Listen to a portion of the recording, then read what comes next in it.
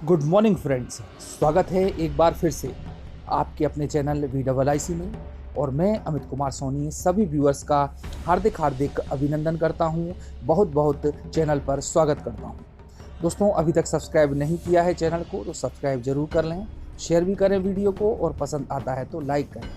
Bell icon पर press जरूर करें जिससे कि नोटिफिकेशन आप लोगों को कंटिन्यू लेटेस्ट अपडेट का मिलता रहे।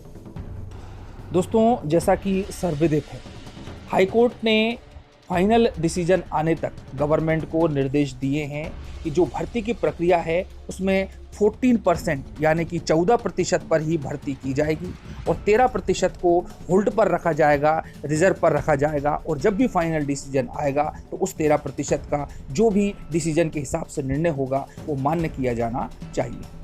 दोस्तों, तो इस प्रकार से जो डिसीजन रहा है वो ओबीसी के पक्ष में बिल्कुल भी हम इसको नहीं कह सकते। यदि हम शिक्षक भर्ती की ही बात कर लें तो लिस्ट में काफ़ी कुछ परिवर्तन होगा।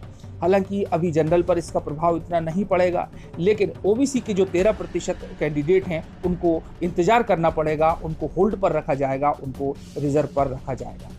चलिए दोस्तों, ये तो हुई हमारी जनरल शिक्षक भर्ती की बात।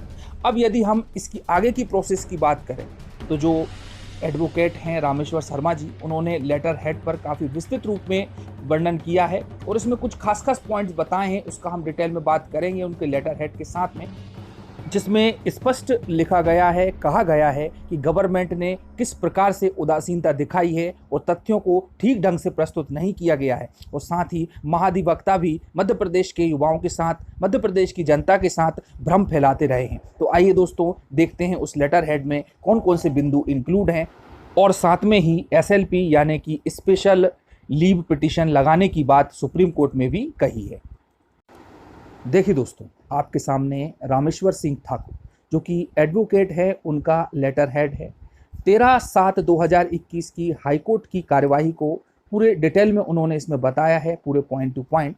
तो इसमें दोस्तों देख सकते हैं आप कि पहला पॉइंट है कि हाईकोर्ट में आज 13 जुलाई 2021 की सुनवाई से स्पष्ट हो गया कि ओबीसी को मध्य प्रदेश सरकार नहीं चाहती कि 27% आरक्षण लागू हो, क्योंकि यहाँ पर नेग्लिजेंसी साफ दिखी है, तथ्यों को ठीक से प्रस्तुत नहीं किया गया। महाधिवक्ता द्वारा 27% आरक्षण लागू नहीं करने के अपने अभिमत दिनांक 18 अगस्त 2020 पर हाईकोर्ट से मुहर लगवाने में सफल हुई मध्य प्रदेश सरकार। उसके बाद में तीसरा पॉइंट है कि ओबीसी के 27% आरक्षण पर कोर्ट ने अभी तक स्टे नहीं था, फिर भी महाधिवक्ता ने त्रुटिपूर्ण रूप से ओबीसी के 13% आरक्षण को रिजर्व रखने का अभिमत दिया था 18 अगस्त 2020 को। तो दोस्तों, यहाँ पर भी थोड़ी सी भ्रमपूर्ण स्थिति है जो कि इन्होंने लिखा हुआ है। उसके बाद में EWS की बात की है कि इसको चुनौती देने वाली याचिका के कारण हाईकोर्ट ने 27% आरक्षण पर स्टे नहीं दिया, पर अभी तक फिर भी इसे सरकार ने कोर्ट केस के बहाने लागू नहीं किया। इसके बाद वो अगला पॉइंट लिखते हैं कि सरकार की ओर से कोर्ट को अभी तक नहीं बताया गया कि प्रदेश में 51% आबादी है ओबीसी की। ठीक है दोस्तों, एक सर्वे भी हुआ था और उसमें निश्चित रूप से ये क्लियर हो गया था कि 50.09% जो आबादी है मध्य प्रदेश में वह ओबीसी की ही है। और उसके बाद में है कि सरकार के समर्थन एवं इच्छा के कारण ओबीसी का 13% आरक्षण हुआ सस्पेंड। ओबीसी अधिवक्ताओं के जोरदार विरोध करने पर EWS यानी कि इकोनॉमिकली वीकर सेक्शन का 10% आरक्षण भी हाई कोर्ट को करना पड़ा याचिकाओं के निर्णयाधीन। तो दोस्तों, जो 10% EWS है वो भी याचिका के अधीन ही है, और जो याचिकाएं इसके विरोध में लगी हुई थी, जब तक कि उसका भी फैसला नहीं आ जाता तब तक उसी हिसाब से आरक्षण को लागू करना होगा। और इसी प्रकार से दोस्तों 14% आरक्षण को भी लागू करना होगा जब तक कि फाइनल फैसला नहीं आ जाता। अब दोस्तों, जो विशेष बात है वो है सुप्रीम कोर्ट से संबंधित। दिनांक 13 जुलाई 2021 के आदेश के विरुद्ध ओबीसी वर्ग को सुप्रीम कोर्ट ने SLP यानी कि स्पेशल लीव पिटीशन दायर करने का रास्ता साफ कर दिया है, जबकि उसकी आबादी 51% है और आरक्षण उसे 27% ही दिया गया है। तो दोस्तों, इस बेस पर SLP लगाई जा सकती है सुप्रीम कोर्ट में। जैसा कि आप ये देख सकते हैं कि ये इस प्रकार से इसका फॉर्मेट होता है, और SLP क्या होती है वो भी मैं आप लोगों को बता देता हूँ। दोस्तों, यदि SLP की फुल फॉर्म की बात करें तो इसका फुल फॉर्म होता है special leave petition. SLP hold a prime place in the Indian judicial system. It provides the aggrieved party a special permission to be heard in apex court in appeal against any judgment or order of any court tribunal in the territory of India। ठीक है, यदि कोई भी tribunal या court ऐसा फैसला देती है जो कि मान्य किए जाने योग्य नहीं है, तो अपेक्स कोर्ट में अपील करने का एक विशेष अधिकार दिया गया है, जिसके अंतर्गत वह शीर्ष कोर्ट में SLP दायर कर सकता है।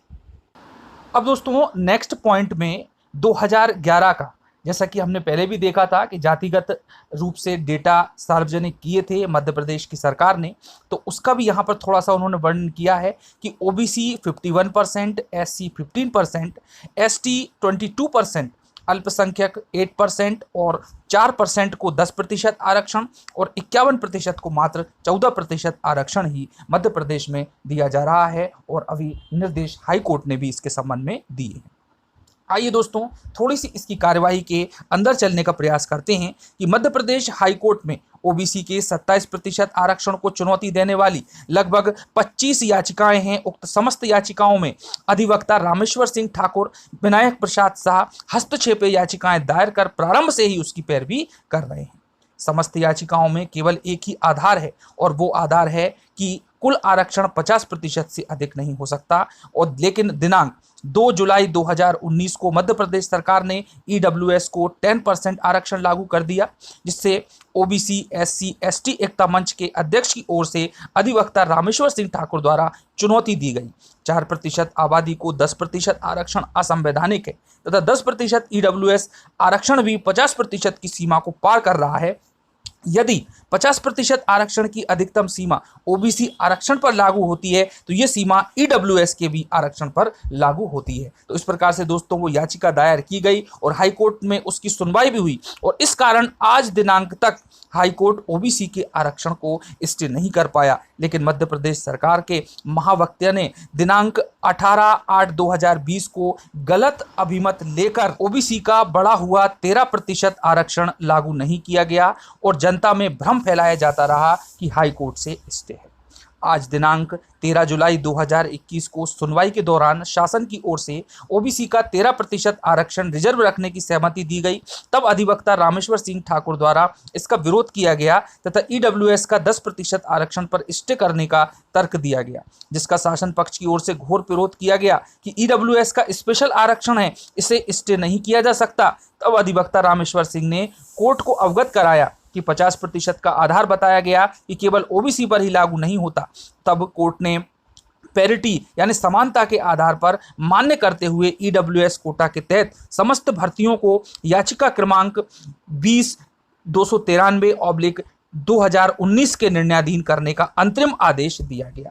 यदि सरकार की मंशा OBC विरोधी नहीं है, वह लास्ट में लिखते हैं, तो हाई कोर्ट के आदेश दिनांक 13 जुलाई 2021 के विरुद्ध सुप्रीम कोर्ट में SLP दायर कर सकती है, जिसमें OBC की 51% आबादी प्रमुख आधार हो सकती है, प्रमुख बहस हो सकती है। तो दोस्त चलता है कि OBC का 14% आरक्षण मान्य किया जाएगा, 13% होल्ड एवं रिजर्व पर रखा जाएगा, और EWS प्रकरण में भी जो याचिकाएं पूर्व में लगाई गई थी, जिसका नंबर है 20293/2019, उसके अनुसार ही उन्हीं के निर्णय के अधीन रहते हुए EWS की 10% पर भर्ती संभव की जा सकती है। तो दोस्तों ये पूरी कोर्ट की कार्रवाई थी और इस प्रकार से प्रमुख बात निकल करके सामने आती है कि 14% आरक्षण के विरुद्ध special leave petition supreme court में दायर की जा सकती है और की जाना चाहिए, क्योंकि घोर अन्याय हुआ है OBC वर्ग के साथ में। बहुत बड़ा परिवर्तन होगा, लिस्ट में काफ़ी लोग बाहर हो जाएंगे। तो दोस्तों स्थिति खराब है और सभी लोग सचेत रहें, और निश्चित रूप से दोस्तों हम उम्मीद करते हैं कि जो भी होगा